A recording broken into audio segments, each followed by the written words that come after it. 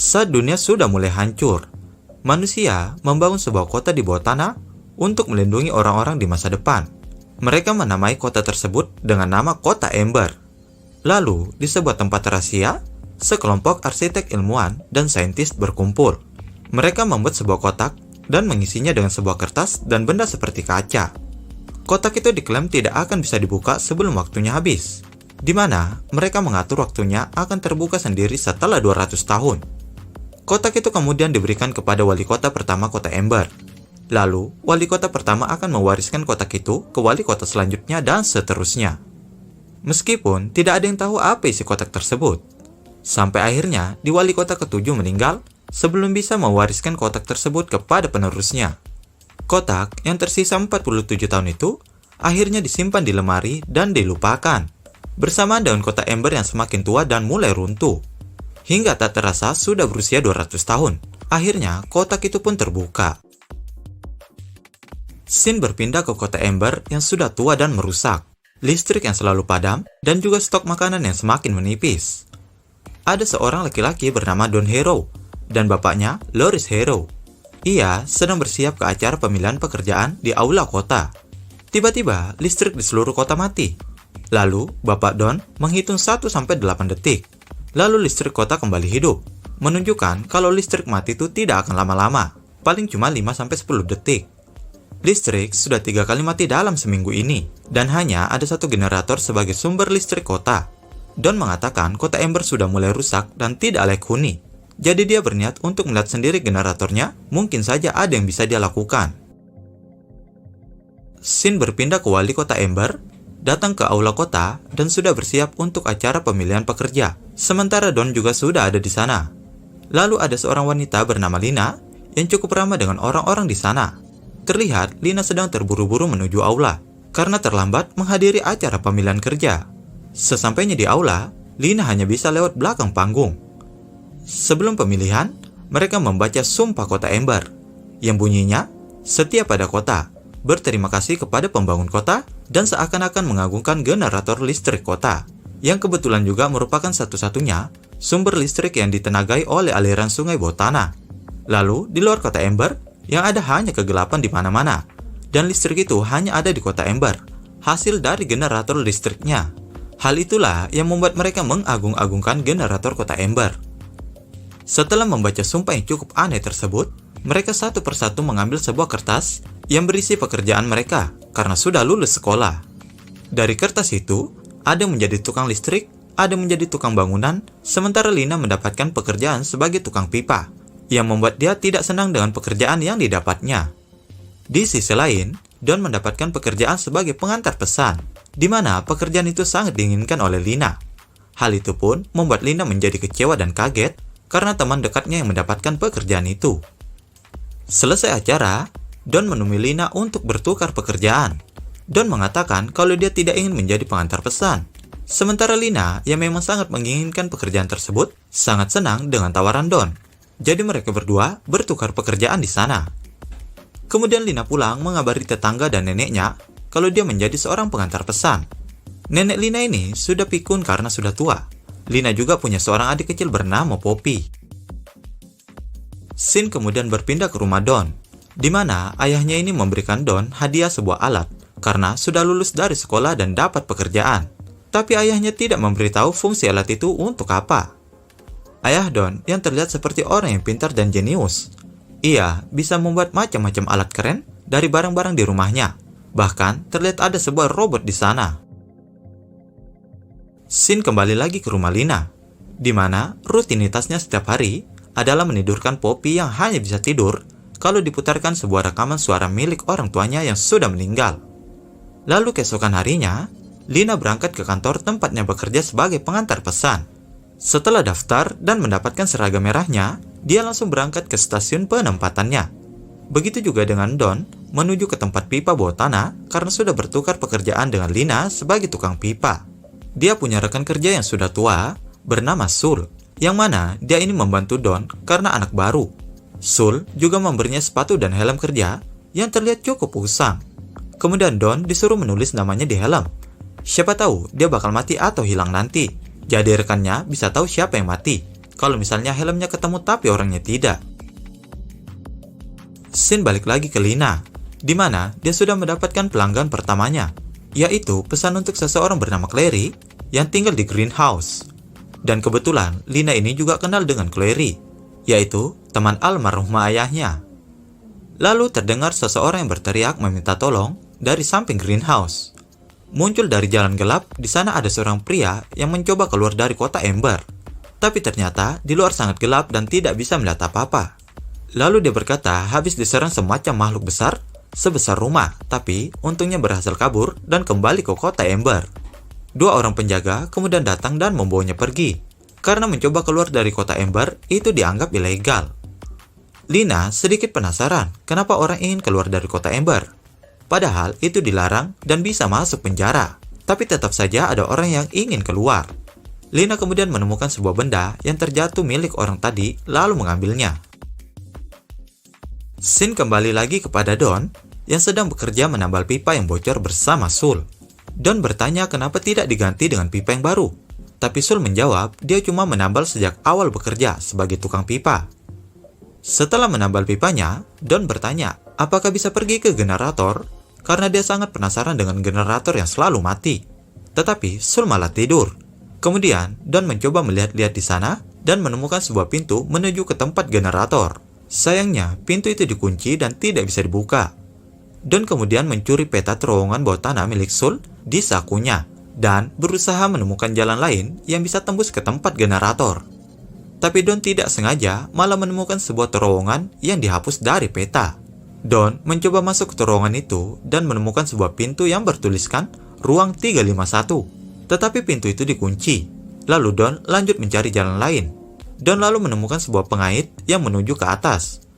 Karena lagi-lagi penasaran, Don memutuskan untuk memanjat ke atas.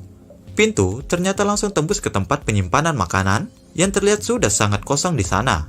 Hanya ada beberapa kaleng makanan di pojok, yang ternyata benar kata orang-orang di mana kota Ember mengalami krisis makanan. Tiba-tiba seorang petugas penyimpanan muncul bernama Looper.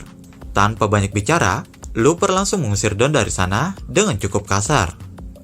Saat Don mau kembali ke tempat pipa, generator kota lagi-lagi mati, dan kali ini matinya cukup lama, sampai dia bertemu dengan Lina di tengah gelapnya kota. Mereka berdua mulai khawatir dengan keadaan kota yang mulai rusak semua, dan generatornya akhir-akhir ini mati terus. Lina lalu menceritakan tentang pria yang mencoba keluar tadi pagi, dan berpikir mungkin memang ada jalan keluar dari kota Ember. Kemudian listrik menyala dan ada pengumuman kalau semua tukang pipa dipanggil untuk bertugas. Lina kemudian menunjukkan benda yang ditemukan tadi pagi kepada Don. Don mengatakan itu berasal dari seekor kumbang. Lalu dia tertarik dan memintanya dari Lina. Lina kembali ke rumahnya untuk mengecek neneknya sambil menyebarkan pesan kalau generatornya mati selama 7 menit, di mana itu kematian listrik paling lama selama ini. Di sisi lain, Don yang mulai kembali ke tempat kerjanya melihat sendiri generator raksasa yang disembah selama ini terbakar hebat. Sampai temannya mengatakan kalau generatornya rusak dan tidak bisa diperbaiki lagi. Di sisi lain, nenek Lina sedang sibuk mencari sebuah benda titipan buyutnya yang sangat istimewa, tapi dia lupa di mana. Lalu, di dalam lemari baju, Poppy makan robekan kertas dari sebuah kotak, kemudian dibawa oleh Lina. Neneknya melihat kotak yang dibawa Lina, lalu sadar kotak itu kotak istimewa yang dia cari. Tapi pas ditanya isinya apa, si nenek malah lupa. Jadi, Lina kembali lagi bekerja dan mendapatkan pesan dari Looper untuk wali kota, yang pesannya kapalnya sudah siap. Lina langsung pergi ke kantor wali kota untuk menemui Pak Wali Kota. Dan saat berada di lorong tempat foto-foto wali kota sebelumnya, mereka berhenti di foto wali kota ketujuh yang sedang membawa sebuah kotak mirip punya Lina di rumah. Lina mengatakan kalau wali kota ketujuh adalah kakek dari kakeknya. Di sini diketahui kalau Lina keturunan langsung dari wali kota ketujuh. Bahkan, rumah yang dia tinggali itu rumah wali kota ketujuh. Lalu saat Lina bertemu dengan wali kota, ia menyampaikan pesan dari Looper dengan bisik-bisik. Setelah itu, Lina bertanya tentang kotak di foto wali kota ketujuh. Tapi wali kota sepertinya tidak tahu dan tidak menjawab pertanyaan Lina. Lalu, Lina pun pulang. Scene berpindah ke Don yang sedang mencocokkan benda dari Lina yang merupakan tanduk seekor kumbang dengan gambar yang ada di buku milik bapaknya. Tapi di buku bapaknya, kumbang itu berukuran sangat kecil dibandingkan dengan ukuran manusia.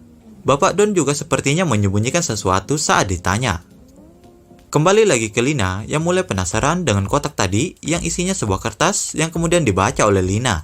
Tapi karena Poppy merobeknya, jadi agak susah untuk Lina membacanya. Ada juga sebuah benda persegi seperti kaca yang dia juga tidak tahu apa itu. Lina kemudian bertanya kepada temannya, Lizzie, tapi dia juga tidak tahu dan tidak peduli. Lalu Lina pulang lagi dan mengumpulkan kertas-kertas robekan Poppy dan mencocokkannya. Tak lama kemudian, generator mati lagi. Lalu saat sudah hidup, Lina melihat neneknya sudah meninggal dunia. Karena neneknya sudah mati, Lina dan adiknya harus pindah ke rumah tetangganya, yaitu Nyonya Murdo. Saat bercerita ringan, di waktu makan dan sedang membahas kota yang sudah mulai rusak, Nyonya Murdo mengatakan bantuan akan datang dari para pembangun kota. Ini membuat Lina cukup penasaran lagi dengan kotak warisan neneknya yang kata neneknya itu cukup istimewa. Jadi Lina bertekad untuk membongkar teka-teki di balik kotak miliknya yang juga merupakan warisan wali kota ke-7. Saat dia merangkai satu persatu sobekan, ada tulisan Pipeworks atau tukang pipa. Kemudian Lina membawanya ke Don. Lalu Don tahu sesuatu yang mirip dengan tulisan itu, yaitu sebuah buku peninggalan para pembangun kota yang ada di aula. Dan benar tulisannya cocok dengan kertas milik Lina yang ternyata adalah sebuah instruksi untuk melakukan sesuatu. Tapi sayangnya sebelum membaca instruksinya, ada penjaga datang jadi mereka harus pergi dari sana. Saat di rumah, mereka coba menebak-nebak salah satu kata. Ada yang berbunyi exit atau keluar. Jadi Don berpikir mungkin ada jalan keluar dari kota Ember. Dia kemudian mengajak Lina untuk pergi ke pintu misterius ruang 351 yang dia temukan kemarin dan mencoba membuka pintu itu. Tak lama ada orang yang sepertinya mau masuk juga ke sana. Tapi sialnya mereka bertemu dengan seekor tikus tanah raksasa. Lalu kemudian mereka pergi dan menjatuhkan cukup banyak makanan dan kaleng. Sialnya, Don dan Lina juga bertemu dengan makhluk itu. Jadi mereka kabur lewat pintu yang menuju ke ruang penyimpanan makanan yang ditemukan Don kemarin. Dengan segala usaha melawan makhluk itu, mereka berhasil pergi ke ruang loker tukang pipa. Lina melihat helm milik Don ada tulisan Mayflat, yaitu nama bapak Lina. Don mengatakan kalau orang sebelumnya mati karena tenggelam. Lina yang tahu hal ini lalu pergi ke tempat Clary untuk curhat tentang bapaknya yang mati tenggelam dan juga tentang kotak misterius yang ditelitinya. Clary kemudian mengajak Lina ke ruang rahasia miliknya dan membeberkan rahasia yang cukup mengejutkan, di mana bapak Lina ternyata juga berusaha keluar dari kota Ember. Dia bahkan punya alat untuk menggali terowongan, tapi sayangnya karena suatu insiden, terowongan itu banjir dan menenggelamkannya. Setelah itu, Lina kembali lagi menyelidiki kertas miliknya. Lalu kebetulan melihat Lizzie yang membawa banyak sekali kaleng makanan nanas. Padahal, nanas itu sudah lama habis stoknya. Lizzie seperti menghindar saat ditanya dapat dari mana. Mungkin karena terpaksa, Lizzie cerita kalau dia dikasih sama Looper pacarnya. Dan kebetulan, Looper juga kemudian muncul dari ruangan pipa dengan luka yang cukup parah. Lina yang melihat Looper terluka langsung menemui Don yang sedang bekerja. Lina memberitahu sepertinya yang diserang makhluk di dekat ruang 351 kemarin adalah Looper. Dia juga sebelumnya mengirim pesan bisik-bisik untuk wali kota. Kemudian mereka memutuskan untuk membuka paksa ruang 351. Di sana, mereka menemukan banyak sekali makanan, bahkan sampai penuh ruangan itu. Lalu ada wali kota yang sedang tidur dengan santainya sambil makan-makan. Padahal katanya stok makanan di kota itu menipis dan sedang mengalami krisis makanan. Ternyata krisisnya gara-gara dimakan sendiri sama wali kota. Mereka lalu kembali ke kamar Lina.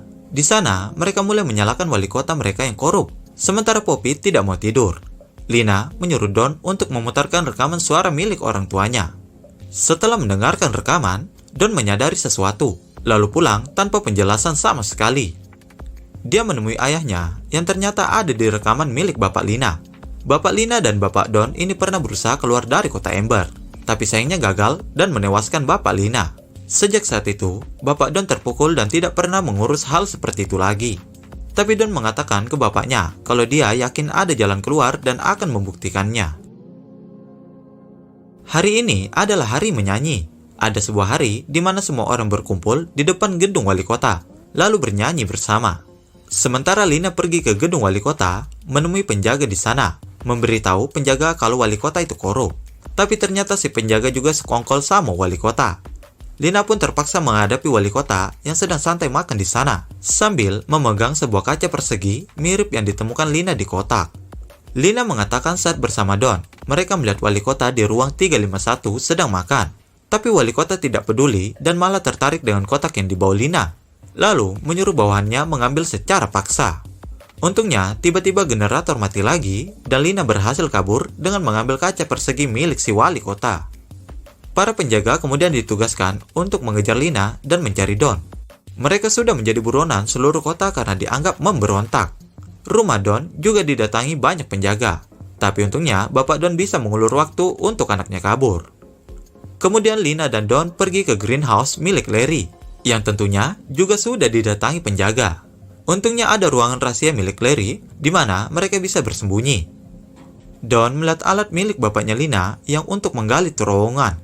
Dan karena suatu alasan, dan tahu kalau yang membuat alat itu adalah bapaknya. Akhirnya, Don mengatakan pada Lina kalau Loris yang ada di rekaman miliknya adalah nama panggilan bapaknya Don. Mereka kemudian mencoba keluar dengan menaiki alat tersebut dan memasuki terowongan yang tembus ke sisi lain kota. Lina memberikan kaca persegi milik wali kota yang tadi diambilnya, lalu menggabungkannya dengan kaca persegi miliknya, yang kemudian membentuk sebuah logo generator. Lalu mereka memutuskan untuk pergi ke ruangan generator kota. Tapi, karena mereka sudah menjadi buronan dan tak mungkin kembali lagi setelah keluar nanti, Lina pun meminta untuk mengajak Poppy. Di sisi lain, semua orang sudah berkumpul di depan gedung wali kota untuk menyanyi bersama. Don dan Lina dengan sembunyi-sembunyi memanggil Poppy untuk ikut, lalu pergi ke tempat generator. Tapi sayangnya, pintu tidak bisa dibuka. Mereka bertanya kunci pada Sul, tapi dia juga tidak tahu. Lina lalu menyadari pola lantai di sana sama seperti pola yang ada di kertasnya. Lalu menemukan sesuatu di belakang loker tukang pipa, yaitu ribuan loker lainnya.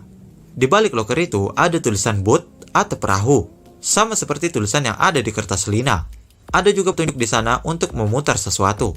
Lalu mereka mencoba memutar salah satu knob di sana dan berhasil menggerakkan loker-loker itu menuju ke ruang generator. Mereka baru tahu kalau perahu itu gunanya untuk mengapung di air. Tapi sayangnya air di sana terlalu rendah dan perahunya hancur menabrak salah satu generator. Lalu mereka mencari petunjuk lagi dan masuk ruangan mesin generator yang hanya bisa dibuka dengan dua kaca milik Lina dan wali kota digabung. Mereka sampai di ruangan kendali yang belum pernah dimasuki orang sebelumnya. Kemudian menyalakan mesin-mesinnya dengan menggunakan kunci kaca tadi. Mereka membaca lagi panduan yang ada di kertas Lina dan memutar beberapa knob di sana sesuai panduan.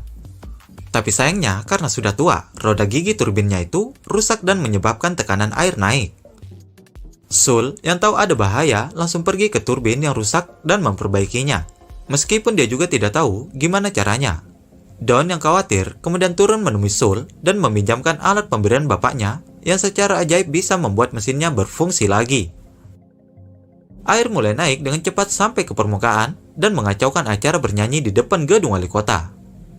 Pak Wali Kota pun panik dan pergi ke ruang 351 miliknya untuk mengantisipasi hal-hal yang tidak diinginkan. Dia juga bertemu dengan Looper, yang mana Wali Kota juga mengingkari janjinya untuk mengajak Looper ke dalam ruang 351. Setelah masuk dan mengunci pintu ruangannya, ternyata tikus tanah kemarin ada di dalam dan akhirnya memakan si Wali Kota. Di sisi lain, Don mengajak Sul untuk pergi dari kota Ember. Tapi Sul tidak mau dan memilih tetap di sana untuk menahan mesinnya agar tetap berfungsi. Lalu mereka bertiga pergi menaiki salah satu loker dan berhasil melewati turbin generator menyusuri sungai bawah tanah. Beberapa saat kemudian, mereka sampai di sebuah tempat yang sepertinya sudah disiapkan oleh para pembangun kota. Ada beberapa benda baru di sana bagi Don dan orang-orang Ember, seperti korek api lengkap dengan panduan memakainya, dan juga ada lilin. Setelah melewati beberapa ruangan dengan banyak kata-kata, mereka akhirnya bisa keluar dari kota Ember. Sayangnya, di luar gelap sekali, tidak ada cahaya sedikit pun. Jadi mereka cukup kecewa karena ternyata benar yang dikatakan orang-orang, bahwa tidak ada cahaya selain di kota Ember. Tapi mereka sudah terlanjur keluar dan tidak tahu cara kembali lagi. Lalu mereka akhirnya tertidur sampai akhirnya matahari terbit. Dan di saat inilah untuk pertama kalinya mereka melihat matahari dengan cahaya yang sangat terang dan kagum dengan indahnya kehidupan di luar kota Ember. Mereka kemudian menemukan sebuah lubang tepat di atas kota Ember yang sangat jauh di bawah. Mereka lalu menulis sebuah petunjuk dan cerita tentang dunia luar, dengan mengikatnya ke sebuah batu dan menjatuhkannya ke kota Ember. Dan sangat beruntung sekali, kertas tersebut langsung ditemukan oleh bapaknya Don.